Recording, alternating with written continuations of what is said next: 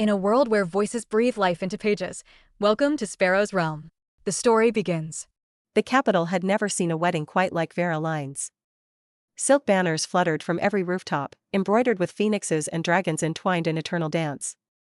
Nobles from every province gathered beneath the golden dome of the Xian family's ancestral hall, their whispers thick with envy and admiration. Vera, daughter of the Lyne house, stood at the center of it all, adorned in crimson robes, her hair woven with pearls and fire opals, her heart trembling with hope. Across from her stood General Xian Shaoran, the empire's coldest blade.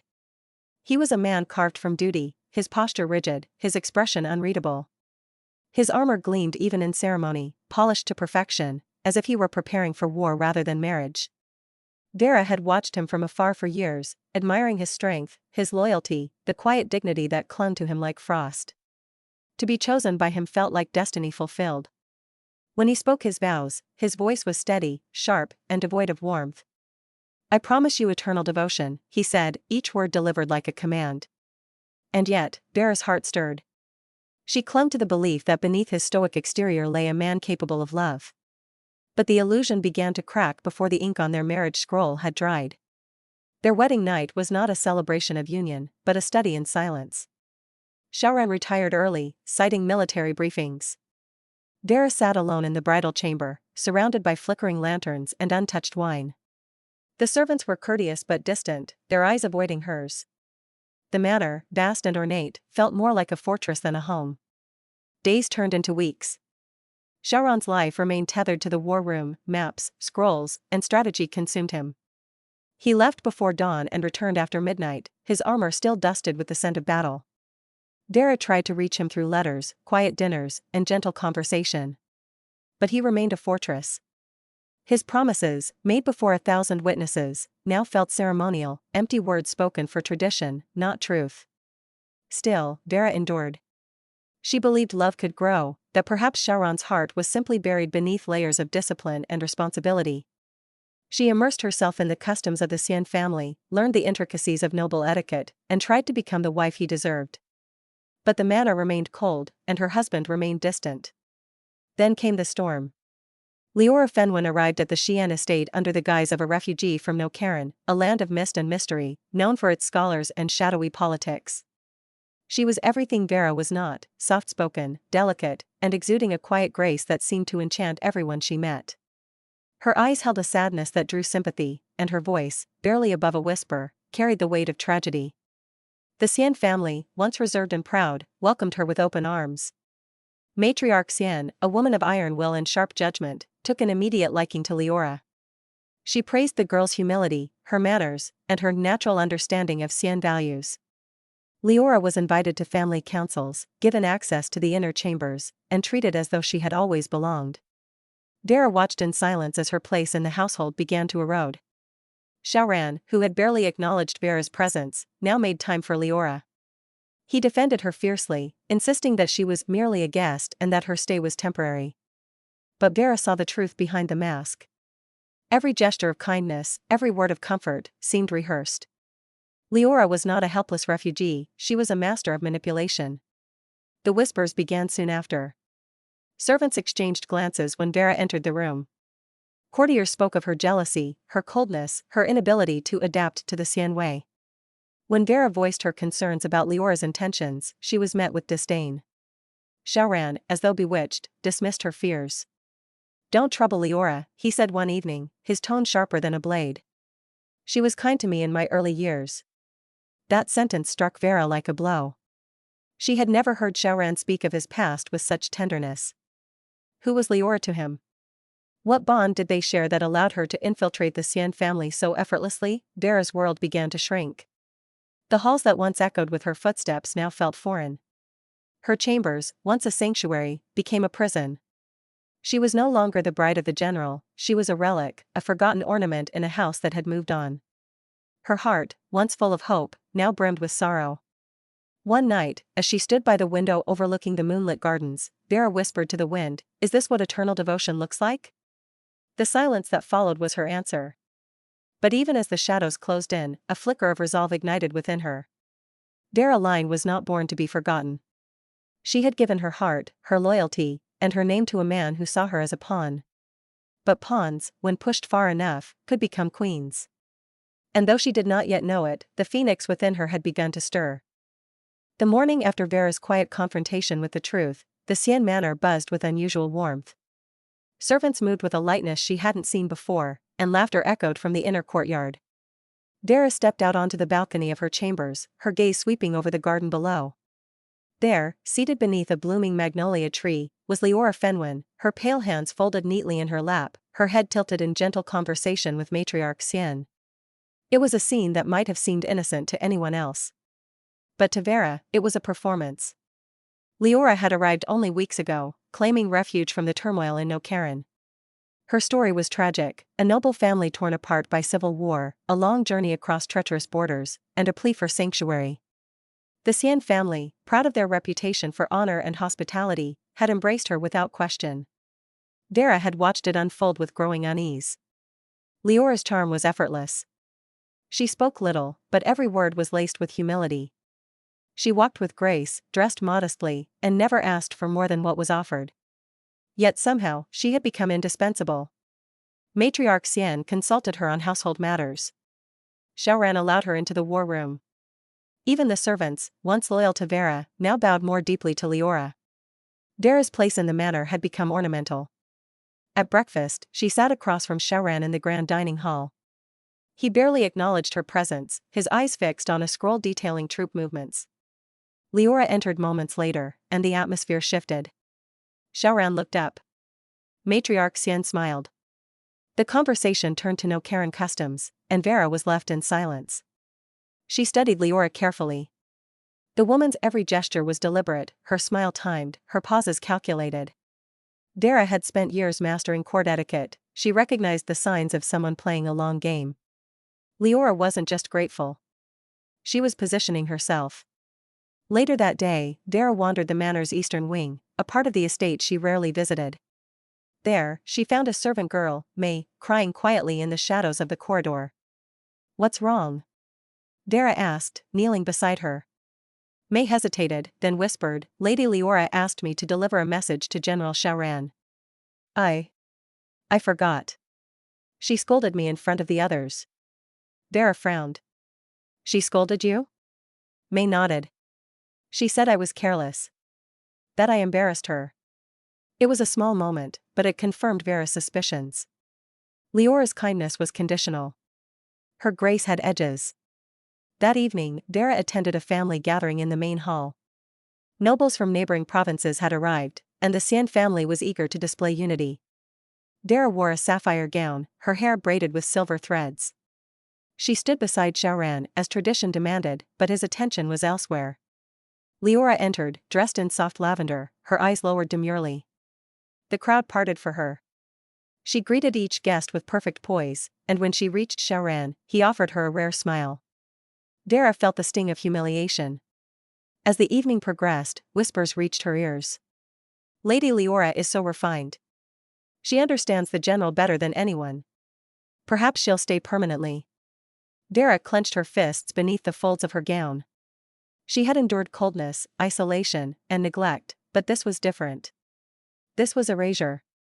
She excused herself from the gathering and retreated to the library, a quiet sanctuary tucked behind the manor's western wing. There, among ancient scrolls and forgotten tomes, she found solace. She pulled out a volume on Nokaran history, hoping to understand the land that had birthed Leora. What she found unsettled her. The Fenwin family had once been powerful advisors to Nokaran's royal court. But they had fallen from grace after a scandal involving espionage and betrayal. The records were vague, but the implication was clear: someone in the Fenwin line had traded secrets for power. Vera's pulse quickened. Could Leora be connected to that scandal? Was her arrival at the Xian manor truly a coincidence? She spent the next few days quietly gathering information. She spoke to servants, reviewed guest logs, and even bribed a courier to retrieve documents from Nokaran's embassy. Piece by piece, a picture began to form. Leora had not fled war. She had fled disgrace. One afternoon, Vera confronted Shaoran in the war room. He was reviewing battle formations when she entered, her voice steady. "I need to speak with you." He looked up, surprised. "Now?" "Yes. It's about Leora." his expression darkened. Vera, I've told you, she's not who she claims to be, Vera interrupted. Her family was involved in treason. She's hiding something. Shaoran's jaw tightened. You're jealous. Vera stepped closer. I'm not jealous. I'm trying to protect this family. You may not care about me, but you should care about the truth. He stared at her for a long moment, then turned away. Leave. Vera left, her heart pounding. She had planted the seed. Whether Shaoran chose to water it was no longer her concern. That night, Vera stood alone in the garden, the moon casting silver light across the koi pond. She watched the ripples dance and felt the weight of her isolation. But beneath the sorrow, something else stirred, resolve. She would not be erased. Leora might have charmed the Xian family, but Vera had something far more powerful, clarity. She saw the game being played, and she would no longer be a passive piece. The phoenix was awakening. The summons came at dawn. Vera stood in the center of the war courtyard, the chill of morning biting through her robes. Shaoran's voice was clipped, formal, as he handed her the sealed scroll. You'll deliver this to Commander Yao at the northern pass. It's urgent. She stared at the parchment, then at him. Why me? Shaoran didn't flinch. You're a member of the Xian family. It's time you proved it. The words were a blade disguised as duty. Vera knew the northern pass, isolated, treacherous, and crawling with bandits. Couriers rarely returned. It was not a task for a noblewoman. It was a sentence. Still, she bowed. As you command. No one offered to accompany her. Not even a guard. Only one figure stepped forward as she prepared to leave, Jean, the mute servant who had lingered in the shadows of the manor for years. He was tall, broad-shouldered, with a quiet presence that made others overlook him. His silence was his armor, and his loyalty was unquestioned. Vera met his gaze. You don't have to come. Jean simply nodded, his eyes steady. He would follow her into the storm. They left before the sun rose fully, traveling on horseback through winding trails and frostbitten valleys. Vera rode in silence, her thoughts a storm of betrayal and disbelief. Shaoran hadn't just dismissed her, he had sent her to die. The man who once promised eternal devotion had chosen convenience over conscience. By the second day, the terrain grew hostile. Snow began to fall, light at first, then thick and blinding. Vera's fingers numbed against the reins. Jean rode ahead, clearing the path, his movements precise and practiced. He was no ordinary servant, she saw it now. His posture, his awareness, the way he scanned the horizon. He had once been a warrior. On the third day, they reached the edge of the mountain pass. Vera dismounted, her legs trembling. The wind howled through the cliffs, and the silence was eerie. Jean signaled for caution, his hand resting on the hilt of a blade Vera hadn't known he carried. Then the ambush came. Figures emerged from the snow, bandits, cloaked and armed. Vera barely had time to react before arrows flew. Jean moved like lightning, shielding her with his body, deflecting blows with brutal efficiency. But they were outnumbered.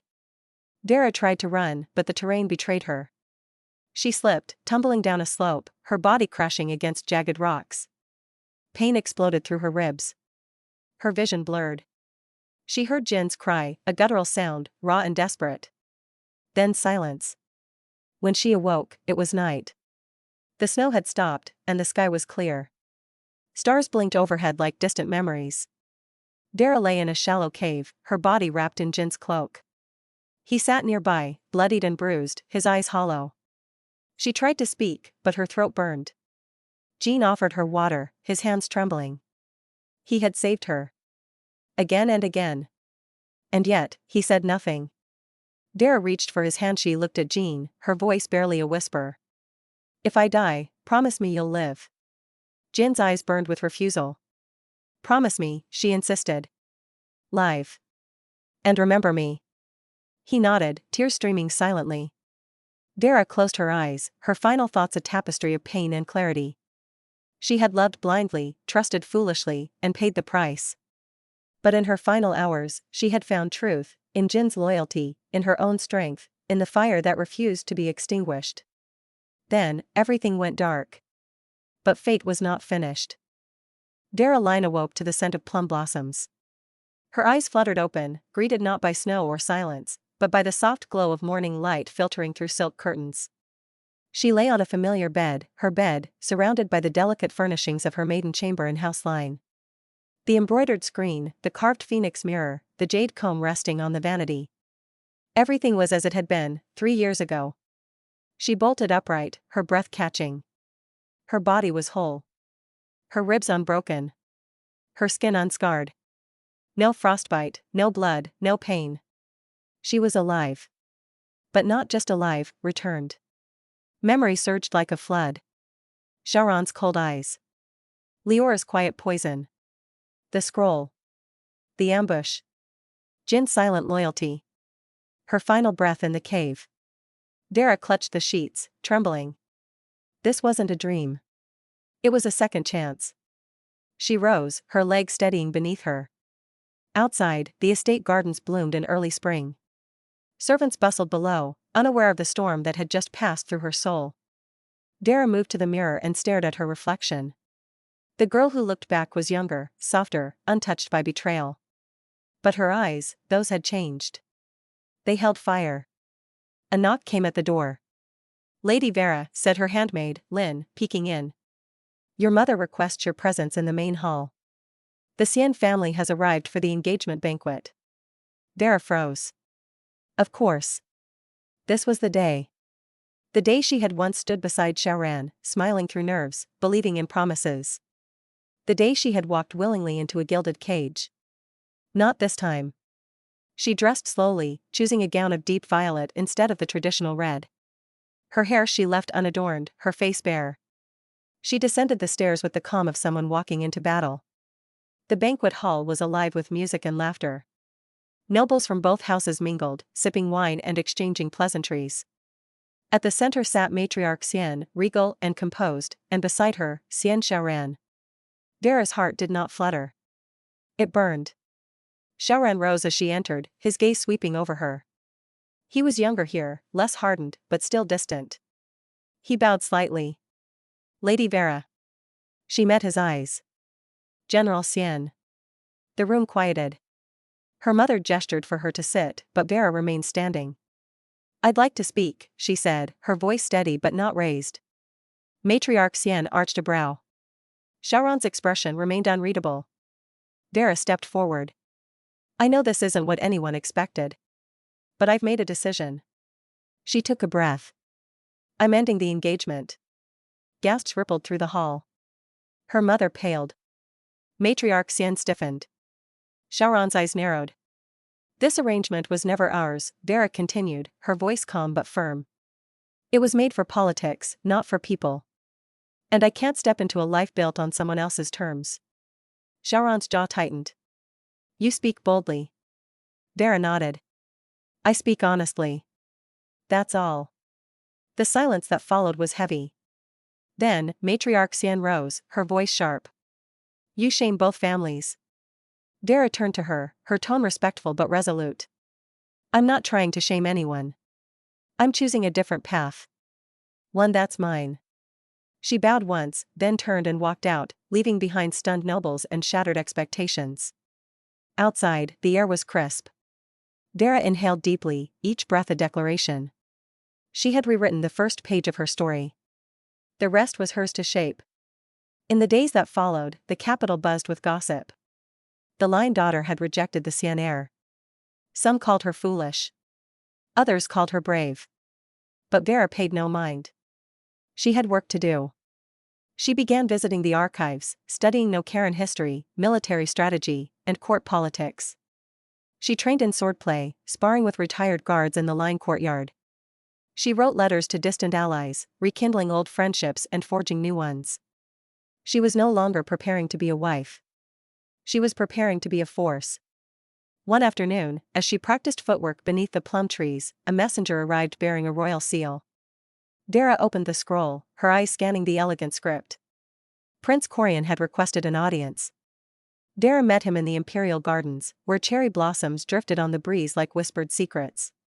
He stood tall in silver-threaded robes, his presence quiet but commanding, his gaze sharp and unyielding. "You've stirred the waters," he said, gesturing to the bench beside him. "I've kept them from boiling over," Vera replied, settling into the seat. Corian smiled, faintly amused. I admire your clarity. The Xian family holds considerable sway. Most wouldn't dare step out of line. I didn't challenge them, she said. I chose to walk away. He studied her for a moment, thoughtful. You're not what I expected. Then I'm doing something right. He leaned in slightly. There's strength in that. The court needs voices that question the old ways. I'd like you to be one of them, by my side. Vera's breath caught. In what role? As an advisor, he said.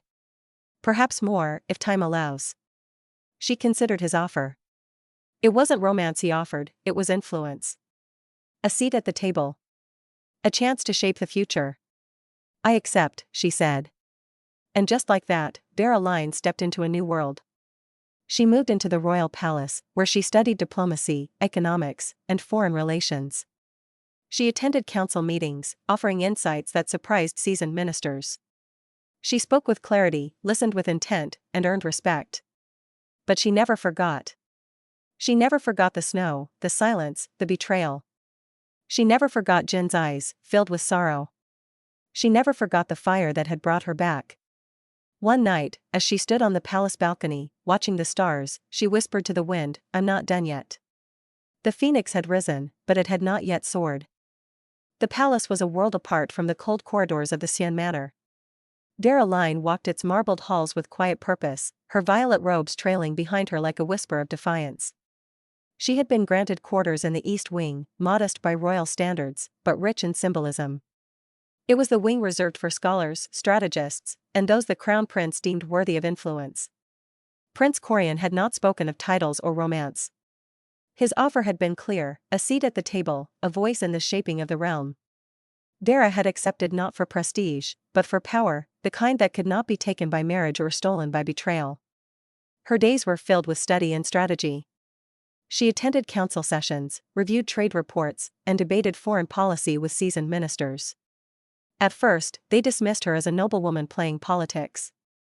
But Vera's insights were sharp, her memory precise, and her questions unflinching. Slowly, the court began to listen. One morning, as Vera reviewed a proposal for border fortifications, Prince Corian stepped into the chamber. He wore a simple tunic, his crown absent, his expression thoughtful. You've made quite the impression, he said, placing a scroll beside her. Vera glanced at it. From the No-Karen envoy? He nodded. They're asking for expanded trade privileges. I'd like your take. She unrolled the parchment, scanning the lines. The language was careful, too careful. Beneath the formal tone, she saw the intent, not partnership, but positioning. They're probing, she said. Seeing how far they can lean before we push back. Corian smiled. Exactly. He leaned against the edge of the table, watching her. You catch what others overlook. I've learned not to take things at face value, Vera replied. Corian's gaze lingered. You've changed since the banquet. I've remembered who I am. He nodded, then tapped the scroll. Draft a response. One that makes it clear No-Karen is dealing with strength, not softness.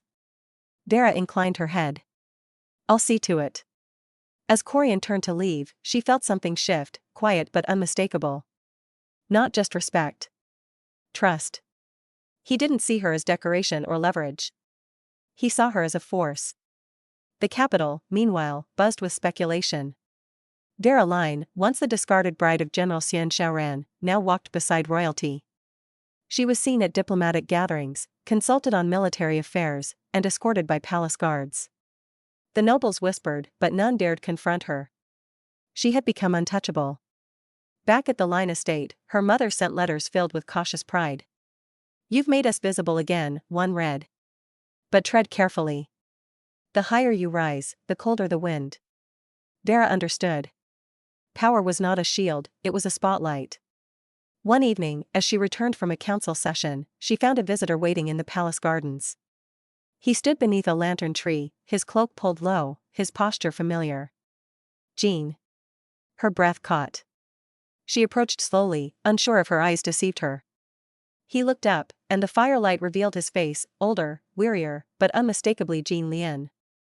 You're alive, she whispered. He nodded, then reached into his cloak and produced the pendant, the same no Karen crest he had shown her in the cave. Vera took it, her fingers trembling. How? Jean gestured to his throat, then to the sky, then pointed to her. She understood. He had survived. He had followed her trail.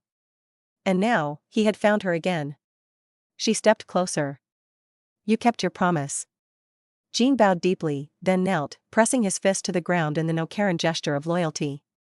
Vera's eyes burned. Rise. You are not my servant. He stood, and she saw the warrior in him, the man who had once been buried beneath silence and shame. She touched his arm. You are my shadow. My blade. My truth. From that night on, Jean became her protector once more. He did not speak, but he did not need to. His presence was enough. The palace guards learned to respect him, and the ministers learned to fear him. Rumors spread of the mute warrior who had once defied death to save Vera Lyne. Together, they began to build something new. Vera formed a small circle of allies, young nobles disillusioned with tradition, scholars eager for reform, and merchants tired of corruption. She listened to their grievances, offered solutions, and slowly, a movement began to stir. Prince Corian watched with interest. You're building a court within the court, he said one day. I'm building a future, Vera replied. He smiled. Then let me help. Their partnership deepened. Corian began to rely on her counsel, and Vera began to trust his vision. They spoke late into the night, not of politics, but of philosophy, history, and dreams. He told her of his childhood, of being groomed for power, of watching his father rule with iron and silence. I want something different, he said. A kingdom that listens. Vera nodded. Then we must teach it how. But not everyone welcomed her rise. The Xian family, humiliated by her rejection, began to stir. Matriarch Xian sent envoys to the palace, demanding explanations. Shaoran, silent until now, began appearing at court gatherings, his gaze lingering on Vera. She ignored him. He had made his choice. Now, she was making hers. One afternoon, as she prepared for a diplomatic summit, a scroll arrived, and signed, sealed in black wax. She opened it carefully. Inside was a single line, the phoenix rises, but the ashes remember. Vera stared at it, her pulse steady. A warning. Or a challenge. She handed it to Jean, who read it, then burned it without expression. We move forward, she said. Jean nodded. And so they did. As the summit began, Vera stood beside Prince Corian, her robes embroidered with silver flames. She spoke with clarity, negotiated with precision, and commanded the room. The foreign envoys bowed to her. The nobles deferred to her. Even the emperor, watching from his throne, nodded in approval. When the summit ended, Corian turned to her. You've changed the game. Vera looked out over the capital, her voice quiet but firm. I'm just getting started. The Xian estate, once a fortress of pride and tradition, had begun to fracture. Matriarch Xian paced the ancestral hall, her robes rustling like dry leaves. The rejection of Vera Lyne had been a wound to the family's reputation, but her rise in the royal court was a dagger twisting deeper. Nobles whispered that the Xian name no longer commanded the same reverence. Invitations to council gatherings grew sparse. Alliances once firm began to waver. And at the center of it all stood Xian Shaoran, silent, brooding, and increasingly isolated. He had not spoken of Vera since the banquet. Not to his mother, not to his advisors. But his silence was not indifference. It was unrest. He watched the capital shift around him, watched Vera's name rise in prominence, watched Prince Corian lean on her counsel. And he felt the weight of his choices pressing down like armor he could no longer remove. Leora, meanwhile, she moved through the estate with practiced grace, offering comfort to the matriarch, attending family functions, and speaking softly of loyalty and healing. She wore modest gowns, brought tea to Shaoran's study, and played the role of devoted companion with flawless precision. But Shaoran had begun to see the cracks. One evening, as he returned from a military inspection, he found Leora in the garden, speaking with a visiting noble. Her voice was low, but her tone was sharp, commanding, not pleading. The noble bowed quickly and left, his expression troubled. Shaoran stepped forward. What was that about? Leora turned, her smile immediate.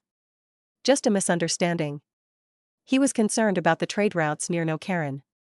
Shaoran studied her. You spoke with authority. She tilted her head. I've learned much from your mother. I only wish to help. He nodded, but the unease lingered. The next morning, Matriarch Xian summoned Leora to the family council. Rumors had reached her ears, whispers of Leora's growing influence, of her private meetings, of her subtle manipulations. The matriarch, proud and protective, demanded answers.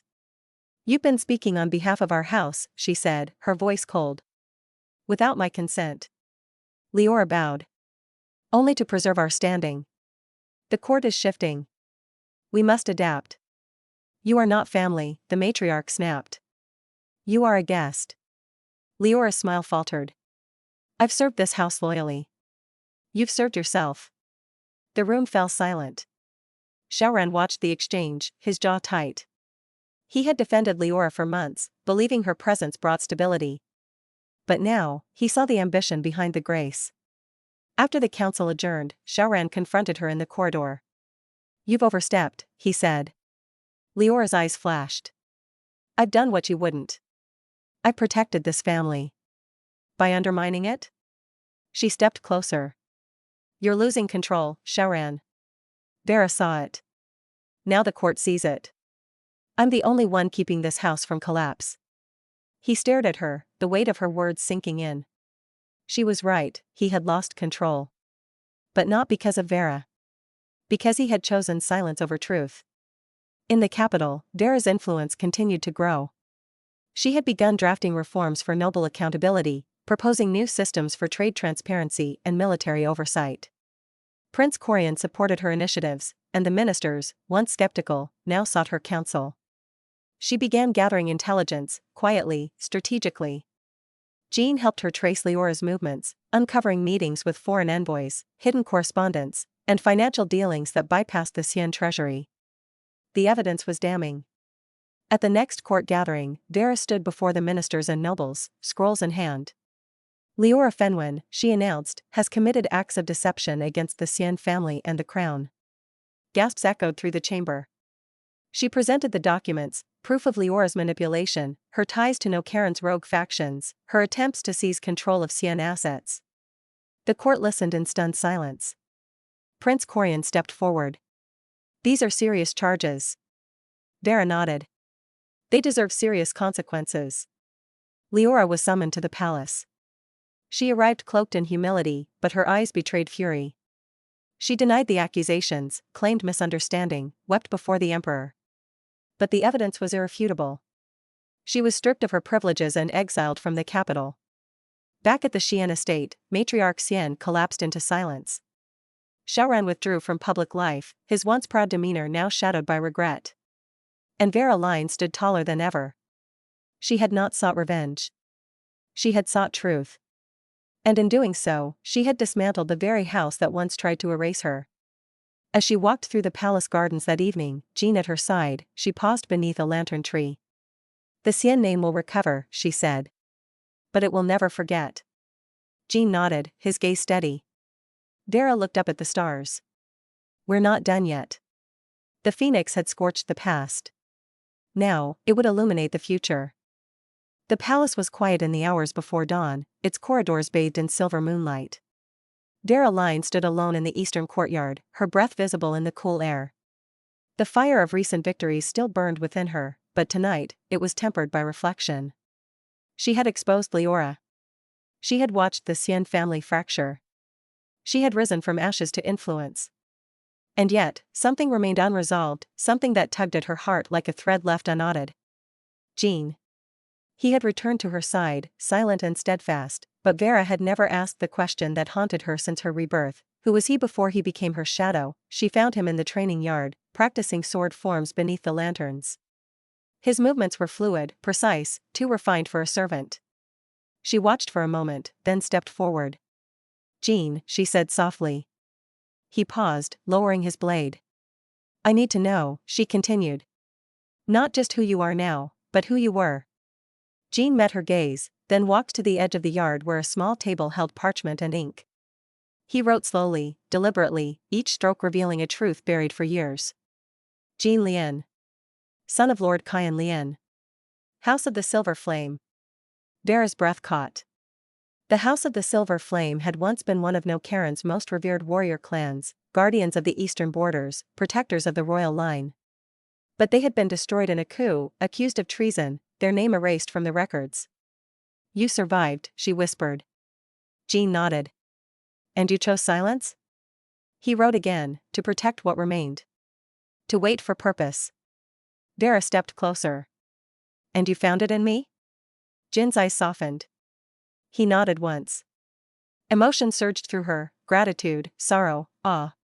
She had thought herself alone in her fall, but Jean had fallen farther, waited longer, and still stood beside her. "I won't waste what you've given me," she said. "Your loyalty. Your truth." Jean bowed, pressing his fist to his heart. In the days that followed, Vera began to weave Jin's legacy into her plans. Quietly, she restored the name of House Lian in the royal archives, citing evidence of their innocence and valor. She spoke to Prince Corian, who agreed to grant Jean a formal title. The announcement sent ripples through the court.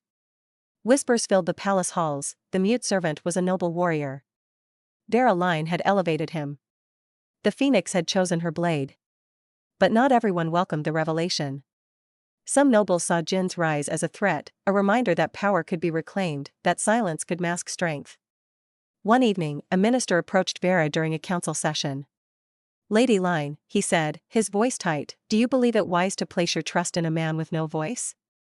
Vera turned to him, her gaze sharp. "I trust actions over words.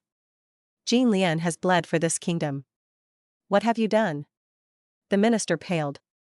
The chamber fell silent. Prince Corian smiled faintly. "Well said."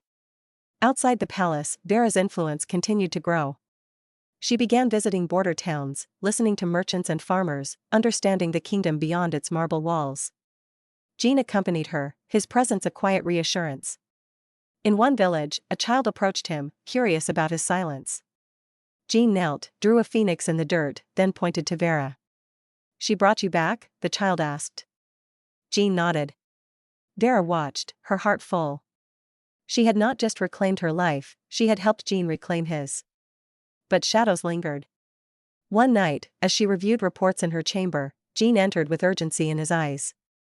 He handed her a scroll, an intercepted message from Nokaren. It spoke of unrest, of factions seeking to reclaim lost power, of whispers that the House of Lian had returned. Vera read it carefully. "They know you're alive." Jean nodded. "And they fear what that means." He pointed to the final line, "The phoenix and the flame must be extinguished before they rise." Vera's jaw tightened. "They're coming." She summoned Prince Corian the next morning. "We need to prepare," she said. "Nokaren's factions won't sit idle. They'll see Jin's return as a threat, and me as his shield." Corian nodded. "Then we'll become a wall." He ordered increased patrols along the eastern border, summoned trusted generals, and began drafting contingency plans. Vera worked beside him, her mind sharp, her resolve unwavering. But she knew this was only the beginning. She met with Jean in the palace gardens, beneath the lantern tree where he had first returned to her. "They'll come for us," she said. "Not just with swords, but with whispers, with poison, with doubt." Jean wrote, "Then we stand in truth." Vera smiled. "Together." She reached out, taking his hand. It was the first time she had done so without fear, without hesitation. Jin's grip was firm, grounding. "You are not my shadow anymore," she said. "You are my flame." And in that moment, beneath the stars, Vera Lyne felt something shift, not in the court, not in the kingdom, but within herself. She was no longer rising alone. She had found her ally. Her protector. Her equal. And the world would soon learn what it meant to challenge a phoenix reborn, and the warrior who walked beside her. The exile of Leora Fenwin had sent shockwaves through the capital, but Vera Lyne knew better than to believe the storm had passed. Leora had vanished from court, stripped of her privileges and cast out from the Xian estate, yet whispers persisted. Some claimed she had retreated to Nokaren. Others said she had taken refuge in the southern provinces, gathering sympathizers. Vera suspected both were true. She had seen the ambition in Leora's eyes, quiet, calculating, and relentless. A woman like that didn't disappear. She regrouped. Vera sat in the palace archives, surrounded by scrolls and ledgers. Jean stood nearby, ever watchful. They had begun tracing Leora's influence beyond the capital, uncovering a web of connections that stretched across borders. Trade routes, coded letters, discreet meetings with foreign envoys. Leora had been building something long before she arrived at the Xian estate. She wasn't just after Shaoran, Vera murmured, scanning a ledger marked with no Karen seals. She was after power. Influence. Access. Jean nodded, then pointed to a name repeated across several documents, Lord Veyre. Vera frowned. An O'Karen noble.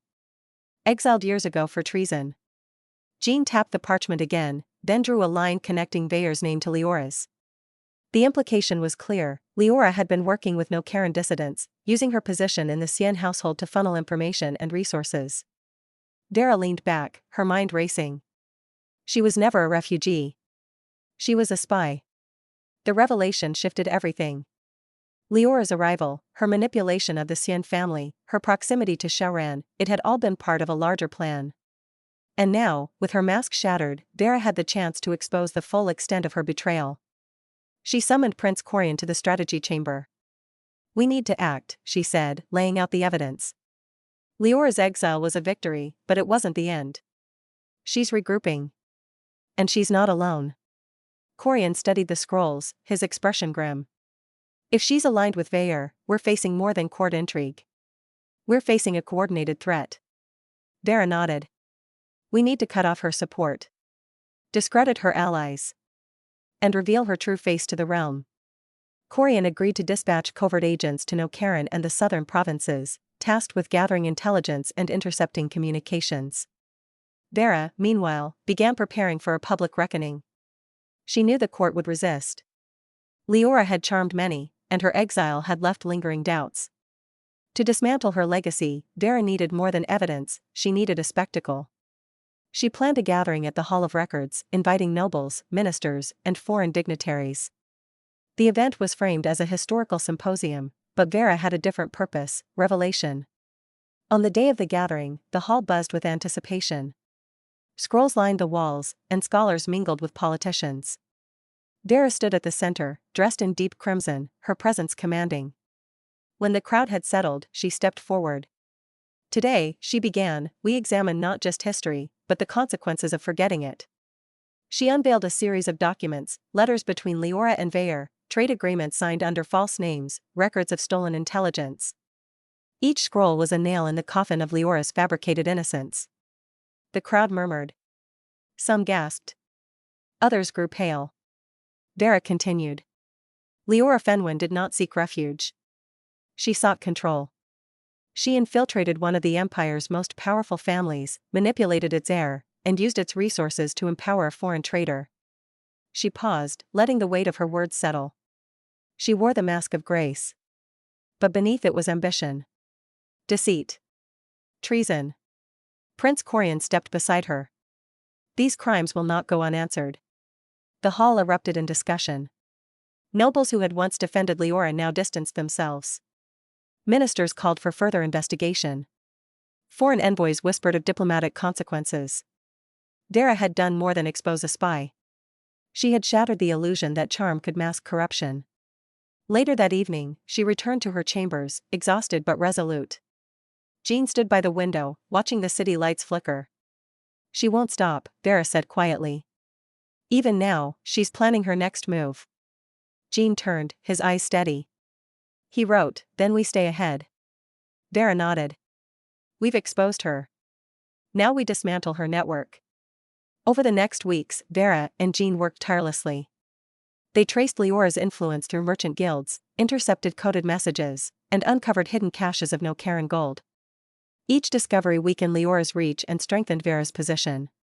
But the most unexpected blow came from within O'Karen itself. A letter arrived from the O'Karen royal court, an official decree denouncing Lord Veyre and acknowledging the crimes of Leora Fenwin. The O'Karen monarch, eager to restore diplomatic ties, offered full cooperation in dismantling the rogue faction. Vera read the letter twice, then handed it to Corian. "This changes everything," he said. "With O'Karen's support, we can end this." Vera smiled faintly. "The phoenix doesn't just rise. It purges." The court held a final assembly to address the matter. Vera stood before the nobles once more, this time not as a voice of warning, but as a symbol of justice. "Let this be a lesson," she said. "Truth may be buried, but it cannot be silenced." The assembly voted to declare Leora a traitor to the realm, her name stricken from noble records, her allies disbanded. The phoenix had not only risen, it had burned away the rot. As Vera left the hall, Jean walked beside her, his steps in sync with hers. "We've won," she said. Jean wrote, "For now." She laughed softly. "You're right. There's always another storm." But for the first time in years, Vera felt the wind at her back. She had faced betrayal, exile, and manipulation. She had fought with silence, strategy, and fire. And she had emerged not just victorious, but transformed. The phoenix had cracked the mask. And the kingdom would never forget the face beneath it. The Xian estate had grown quiet. Once a symbol of military might and noble pride, it now stood like a monument to faded glory. The halls echoed with emptiness, and the servants moved with hushed steps, as if afraid to disturb the ghosts of decisions past. In the stillness of the night, Shaoran's sleep was fractured by haunting dreams, vivid and unrelenting. In those dreams, he found himself back at the Xian estate, standing beside Vera as they once had, before the world had unraveled. The air was thick with promise, of duty, of loyalty, of the future they were meant to share. But then Leora's shadow would always creep in, subtle at first, then all-consuming. Shaoran could see it now, clearer than ever in the fleeting images of his dreams, his refusal to listen, his blindness to Vera's strength, the way he had let ambition cloud his judgment. In his dreams, he saw her face, once filled with hope, slowly closing off, her trust in him evaporating with every wrong decision. He could hear her words, sharp and cutting, as if spoken in the present, "You betrayed yourself." The dreams were cruel, replaying every moment he had failed her, every choice that had led to the fall of their family, their unity, their future. And when he awoke, gasping for breath in the darkness of his chamber, the regret hit him like a physical blow. His heart ached with the realization that he had destroyed everything, not just with his decisions, but with his stubborn pride. He had thrown away Vera, the one person who could have steadied him, and now she was beyond reach, her future no longer tied to his. He lay there, consumed by a profound sorrow, knowing that no matter how many times he wished for a second chance, the past could never be undone. Shaoran stood and walked to the window, gazing out at the fading horizon. The capital shimmered in the distance, its towers catching the last light of day. Somewhere within those walls, Vera stood tall, her name spoken with reverence. He had once promised her eternal devotion. Now, he had only silence. That evening, he left the estate without ceremony, dressed in plain robes, his sword strapped to his back.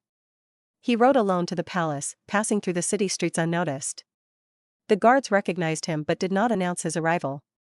His name no longer carried the weight it once did. He requested an audience with Vera Lyne. She received the message in her private chamber, where she had been reviewing border reports with Jean. Her eyes narrowed at the name. "Let him in," she said. Jean hesitated, then nodded and stepped aside. Shaoran entered slowly, his posture rigid, his expression unreadable. Vera stood by the window, her back to him. "You came," she said. "I had to." She turned. She finds the gaze different and identified the person is not the present him but the arrogant general from the past life, her gaze steady. "You had to 3 years ago." Shaoran flinched. "I know." The silence between them stretched, thick with memory. "I watched you rise," he said. "I watched you become what I never believed you could be."